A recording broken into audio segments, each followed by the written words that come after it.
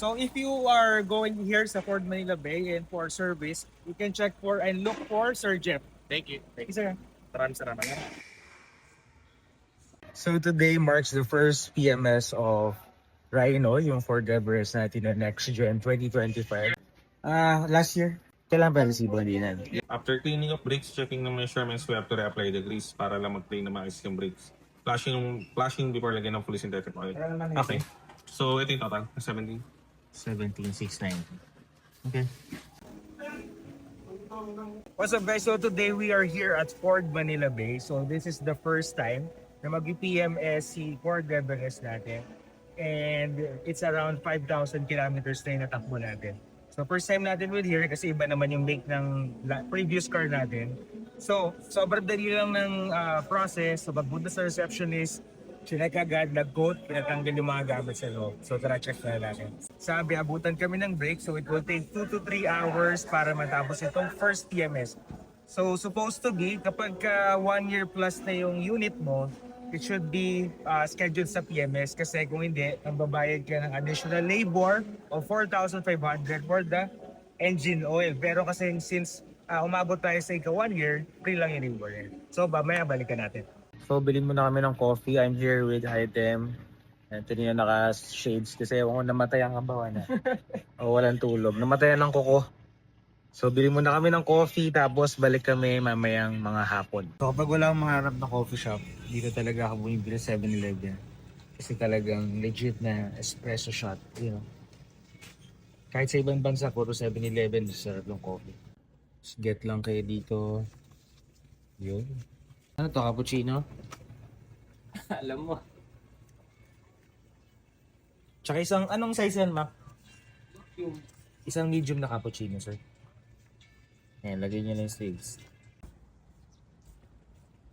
So, nakabili kami ng 7-Eleven and then nag-stroll muna kami saglit before umuwi. Nakita naman namin to Zeus Coffee. So, sayang. So, ngayon, ibilan namin si wife para yun na lang yung pasalubong namin sa kanya.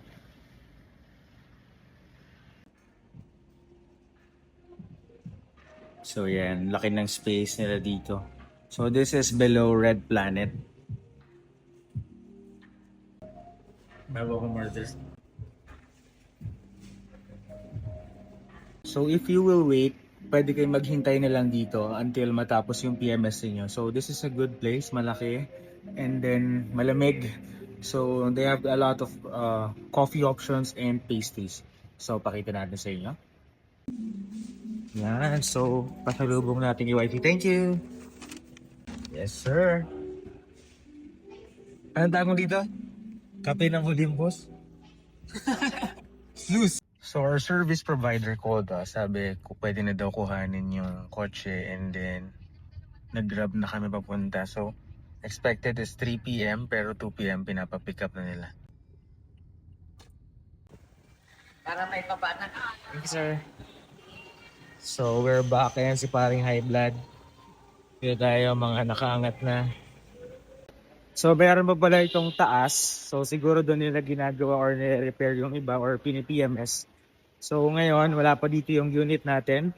So puntahan mo natin yung service provider. Notes dito sa car natin, no?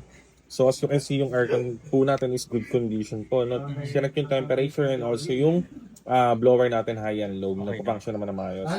All internal external lights po, wala naman mga busted na ilaw. The same thing sa fuses and relay and mga visible harness is okay naman po. And then we also check yung mga programs sa sasakyan. Wala naman mga outdated versions. Okay? Okay. All fluids po, tinignan po yung coolant, brake fluid, and washer fluid. Okay. And then after checking, wala namang mga leakage, no, na nakita. So, we top up na lang. So, maximum level na po yan lahat. Okay. So, ito yung pinaka-importante, yung underneath suspension component, yung ball joint, tie rod, steering rack, pinion shock absorber, engine support, rubber damper bushings, lahat po okay. After checking up, we retighten or retorque po yung mga bolts and nuts. Okay? Battery, good condition using our battery Metronics na measure naman. Nice. Okay naman. Most likely mga 90%. Hanggang dito. So kaya pang bumiyahe. Ay, kaya pa 2,000 Sige, sir. pa yan. Sa Okay, taon okay. siguro most likely. Kasi hindi masyado nagagamit. Yung baba ng Odo, 4,000 lang eh. Okay, sige sir. Okay, so next one is yung brake pads natin, ang kakapal pa. Front, ito yung front, ito yung rear. We always replace yan 3mm pa. Okay? Alright. The same thing sa tires natin. Yung front is 8.7, rear is 7. Okay lang yan. Ano bang ang best for tire na hangin? Hangin, 35 PSI tayo, sir. 35 PSI Yes, lagi. so ayun yung standard natin. Alright, sige. Puno ba tayo lagi? Yung, Hindi naman. So, pag babiyahe kami, baka puno. So, 40 yung liquid ko nun pag ano. wala namang problem. Okay, sige. Okay? So, yun, as per checking good condition naman ho tayo, your next PMS will be on additional 10,000 tayo dito. Kung 4,000 yung auto natin, 14K. 14K or next year ng February, kung ano lang po yung muna, whichever comes first. Okay, sige, sige. Okay? So, para medyo malabo tayo sa... Oo nga. Kaya mga next year tayo Sige, magkikita. sir, sige, sir, sige, sir. So, this is your final bill na lang, 13. Nagbigay ako discount. Babab. Ay, salamat naman. Okay. Naku, matutuwa sa ako nito. So we are paying na instead of 18k, around 18k, naging around 14k na lang siya. Bill, so yan, 13K. This is the unit, lumabas na. So mga 3 p.m.-ish, nakaalis na tayo. So right now, we are here sa loading area nilang check natin.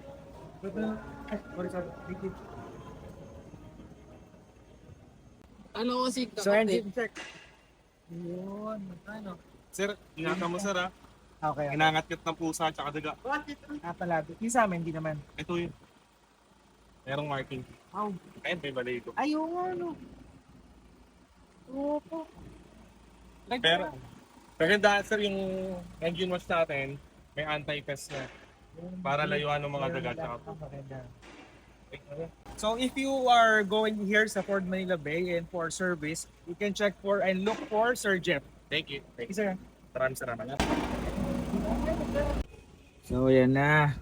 Fresh na.